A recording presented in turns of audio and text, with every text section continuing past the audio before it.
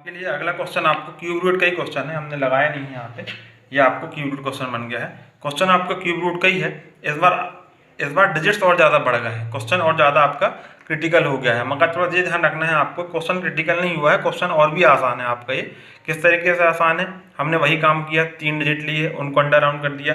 आपने इसके पहले देखा होगा जो 5 अगर आखिरी में होता है तो इसका इकाई का अंक 5 ही रहता है, चाहे वो स्क्वायर रूट हो चाहे क्यूब रूट हो, वो क्वेश्चन और आसानी से हो जाता है। तो उसका अंदाजा आप ये भी लगा सकते हैं, या कोई भी क्वेश्चन आपको दिया हो, अगर उसमें आखिरी में 5 आपको दिया है, चाहे क्यूब रूट में हो चाहे आपका स्क्वायर रूट में हो, और अगर आपको जो 4 ऑप्शन दिए हैं उन 4 ऑप्शनों में किसी एक में अगर 5 लगा हो तो आप उसको बगैर सॉल्व किए भी टिक कर सकते हैं, आपको सॉल्व करने की जरूरत उसमें नहीं होगी। लेकिन अगर मान लो एक से ज़्यादा 2 आपको 5 दे दिया, जैसे कि मान लो 85, 75, 55, तो उस तरीके के क्वेश्चन में थोड़ा आपको ध्यान रखना पड़ता है कि 5 अपना कहाँ पे आएगा, किस लिए 5 आएगा, थोड़ा आपको ये देखना पड़ेगा।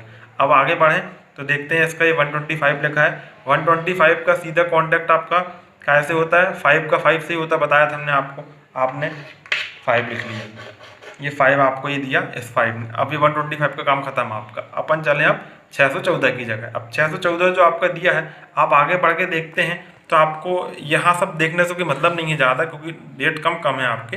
अगर आप 8 से देखते हैं तो 8 से आपको मिलता है 512 और 9 से आपको मिलता है 729। 729 आपका ज़्यादा होता है तो किसकी तरफ जाएंगे आप, 512 की तरफ। 512 कौन दे रहा है आपको, 8।